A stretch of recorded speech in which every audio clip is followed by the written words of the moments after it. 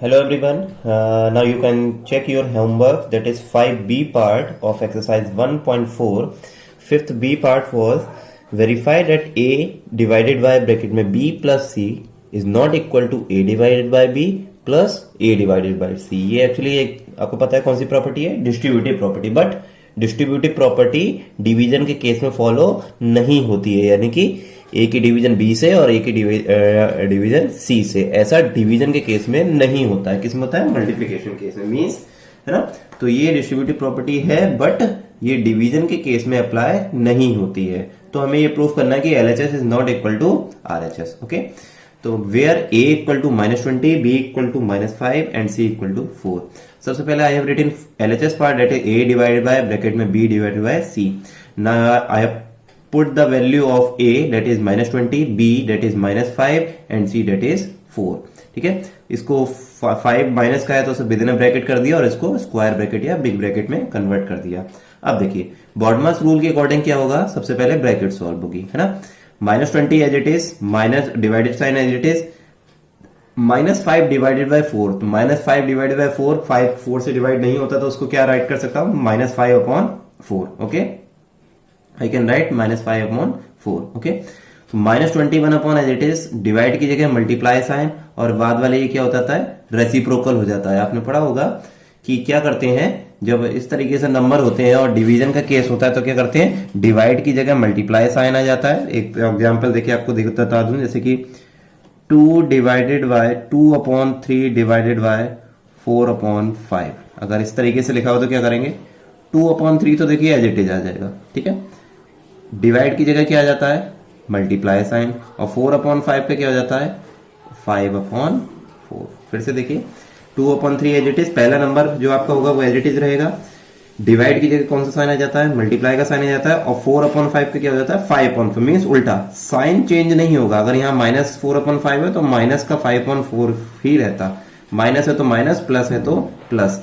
But 4/5 का क्या आ जाएगा, 5/4, यानी कि 5 डिनोमिनेटर था तो न्यूमरेटर में आ जाएगा और न्यूमरेटर की चीज डिनोमिनेटर में चली जाएगी. तो -5/4 एज इट इज था, और डिवाइड की जगह मल्टीप्लाई साइन, और -5/4 का रेसिप्रोकल क्या होगा, रेसिप्रोकल मींस न्यूमरेटर की चीज डिनोमिनेटर, डिनोमिनेटर की चीज न्यूमरेटर. तो यहाँ 4 नीचे था तो न्यूमरेटर में पहुंच गया तो 4/5. देखिए माइनस है तो माइनस ही रहेगा, साइन चेंज नहीं होगा. रेसिप्रोकल में साइन चेंज नहीं होता है, बट क्या होता है, नंबर का इधर उधर चले जाते हैं. साइन तो माइनस है तो माइनस, बस 4 5 की जगह चला जाएगा, 5 4 की जगह. अब देखिए क्रॉस में कैंसिल हो रहा है, 5 4 जा 20. अब न्यूमरेटर में देखा 4 ये है, 4 ये, 4 4 जा 16, और कितनी बार माइनस साइन है, 2 टाइम्स माइनस साइन है. 2 टाइम्स में क्या आ जाता है, आंसर प्लस हो जाता है. या सेम साइन कह सकते हो, सेम साइन में आंसर क्या आ जाता है, प्लस. 16/1 या 16 आ गया. सेम अब आरएचएस पार्ट करते हैं. -20 divided by A divided by B, मतलब ए के प्लेस पे -20 डिवाइडेड बाय बी के प्लेस पे -5, plus A divided by C, A के प्लेस पे -20 और सी के प्लेस पे 4. अब -20 डिवाइडेड बाय -5 को क्या लिख सकते हैं, -20/-5 लिख सकते हैं. ये प्लस का साइन एज इट इज, और यहां लिख सकता हूं -20 डिवाइडेड बाय 4. अब देखिए माइनस से माइनस तो कैंसिल आउट हो गया, 5 4 जा 20, तो आई हैव रिटन 4, यहाँ 4 आ गया, और 4 5 जा 20. बट ये क्या है, सेम साइन है डिफरेंट. देखिए डिनोमिनेटर में प्लस साइन है, कोई नहीं होता तो प्लस माना जाता है. न्यूमरेटर में माइनस है तो क्या है, डिफरेंट है. डिफरेंट में साइन में क्या आता है, आंसर माइनस का आता है. तो 4 plus within bracket -5, bracket open हुआ तो 4 -5, और 4 -5 आपको पता है क्या आता है, -1, है ना. सो देखिए एलएचएस पार्ट आया था 16 और आरएचएस पार्ट आया है -1. So LHS is not equal to RHS. यही हमें वेरीफाई करना था. ओके. नाउ 6 क्वेश्चन थोड़ा ध्यान से देखते हैं. लिखा है in a quiz competition 5 marks are given for correct answer. ठीक है, एक बार देख लेते हैं, इसका फोटो क्लिक करके भेज दूंगा. लिखा है in a quiz competition 5 marks are given for correct answer and 1 mark is deducted for wrong answer. In total there are 20 questions. Ravi answered correctly 15 question and scored 70 marks. Gaurav answered correctly 10 questions and scored 40 marks. देखिए इसको जब आपकी word problem काफी बड़ी होती है, इसको part में पढ़ते हैं, थोड़ा थोड़ा पढ़ते हैं और लिखते जाते हैं. देखिए क्या है, in a quiz competition 5 marks are given for correct answer. तो I have written for correct answer 5 marks. तो ये पॉजिटिव होंगे, नेगेटिव मतलब दिए हैं तो मींस पॉजिटिव हमें मिलेंगे. And 1 mark is deducted for wrong answer, और 1 मार्क क्या है, डिडक्ट कर लिया गया, यानी कि माइनस कर दिया गया. तो रॉन्ग आंसर के लिए कितना है, 1 मार्क, है ना. 1 करेक्ट आंसर आप कह सकते हैं for 1 correct answer +5, for 1 wrong answer that is -1। और आगे लिखा है in total there are 20 question. Total कितने क्वेश्चन पूछे जाएंगे क्विज में? 20 क्वेश्चन पूछे जाएंगे। अब 2 पर्सन से, एक रवि है और आगे जाके आएगा एक गौरव। तो पहले रवि की बात करते हैं। देखिए Ravi answered correctly 15 question. Ravi ने कितने क्वेश्चन के आंसर करेक्ट दिए? 15। तो I have written correct answers given by Ravi that is 15। अब आप ये देखिए रवि ने 15 आंसर करेक्ट किए, तो 15 आंसर से उसके कितने स्कोर होना चाहिए? अब 15 एक क्वेश्चन पे कितना मिल रहा था? +5। तो 15 क्वेश्चन पे कितने मिलेंगे? 15 इंटू 5 दैट इज 75। इतना क्लियर है? आई होप कि आपको क्लियर होगा। उसके आगे कहा है Ravi answer correctly 15 question and scored 70 marks. अब देखिए 15 क्वेश्चन का आंसर रवि ने दे दिया और स्कोर कितना होना चाहिए? 75। बट क्वेश्चन के अकॉर्डिंग स्कोर कितना है? 70। अब आप सोचिए 15 क्वेश्चन का आंसर देने के बाद 75 स्कोर आ रहा है, लेकिन एक्चुअल स्कोर है 70, यानी कि yes you are getting right, यानी कि 5 मार्क्स उसके कटे हैं, है ना भाई। 15 क्वेश्चन के आंसर दिए तो 75 मार्क्स आए और एक्चुअल में स्कोर है 70, यानी 5 मार्क्स उसके कटे हैं। और कट कितने की वजह से सकते हैं? रॉन्ग आंसर की वजह से। मींस उसने कुछ रॉन्ग आंसर्स दिए होंगे। अब आपको ये माइंड में है एक रॉन्ग आंसर का कितना है? -1। तो 5 रॉन्ग आंसर कितने होंगे? -5। यानी -5 मार्क्स कब कट सकते हैं? -5 कब मिलेंगे उसे? यानी कि 5 मार्क्स कब कट सकते हैं? जब वो 5 क्वेश्चंस के आंसर रॉन्ग होगा, क्योंकि एक रॉन्ग क्वेश्चन के लिए एक ही मार्क्स कट रहा था। तो ये ध्यान दिया। देखिए अब मैंने क्या करा, डिफरेंस स्कोर निकाला। डिफरेंस स्कोर मतलब इन दोनों का डिफरेंस कितना आ रहा है भाई? एक्चुअल स्कोर कितना है? टोटल स्कोर उसका एक्चुअल में कितना है? 70 और करेक्ट आंसर से जो स्कोर आया वो कितना है? 75। तो यहां मैंने लिखा है टोटल स्कोर, यहां पे लिख सकता हूं total score minus score bye correct answer. Total score है बुक के अकॉर्डिंग 70 और करेक्ट आंसर के हिसाब से कितना स्कोर आया? 75। तो 70 में से 75 सब्ट्रैक्ट होगा तो -5, यानी कि -5 स्कोर का डिफरेंस आ रहा है। -5 किसकी वजह से आ सकता है? आपको पता है, यस 5 आंसर उसने रॉन्ग दिए होंगे। तो मैंने लिखा रॉन्ग आंसर दैट इज 5। एक बार वेरीफाई, यहां पे भी आंसर डायरेक्ट लिख सकते थे, बट एक बार वेरीफाई कर लो। स्कोर बाय रॉन्ग आंसर यानी कि 5 इंटू -1 दैट इज -5, यानी कि ये -5 और ये -5 equal. It means wrong answer कितने हुए रवि के? Wrong answers by Ravi that is 5। I hope कि आपको क्लियर हो गया होगा। नेक्स्ट है same B part for Gaurav करिए। अब क्वेश्चन में कहा है Gaurav answers correctly 10 question. Gaurav ने कितने दिए? 10। अब 10 के हिसाब से उसका स्कोर कितना होना चाहिए? 10 5 जा 50 होना चाहिए, है ना। But according to book, according to question, total score of Gaurav कितना है? 40। भाई करेक्ट आंसर के हिसाब से 50, बट क्वेश्चन के अकॉर्डिंग 40 आ रहा है। इट मींस 10 मार्क्स उसके कहीं ना कहीं कटे हैं। तो कितने कट कैसे निकालेंगे? 10 मार्क्स आपने निकाला भाई टोटल में से जितने हैं और जितने करेक्ट से आंसर के मार्क्स मिले हैं उसे माइनस कर दिया। भाई टोटल स्कोर था वही 40 बुक के अकॉर्डिंग, क्वेश्चन के अकॉर्डिंग, बट करेक्ट आंसर के अकॉर्डिंग कितना है स्कोर? उसके 50। तो 40 - 50 मतलब -10, यानी कि उसके 10 मार्क्स कहीं ना कहीं डिडक्ट हुए हैं। और 10 मार्क्स क्यों डिडक्ट हुए होंगे?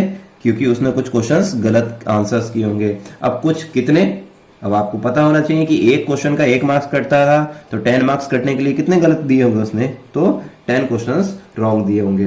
तो 10 क्वेश्चन क्या आते? तो Gaurav wrong answers by Gaurav that is 10। आप खुद भी अंदाजा लगा सकते हैं भाई 15 क्वेश्चन 20 क्वेश्चन थे, 10 क्वेश्चन उसने सही दे दिए, तो गलत कितने दिए होंगे? 10 दिए होंगे।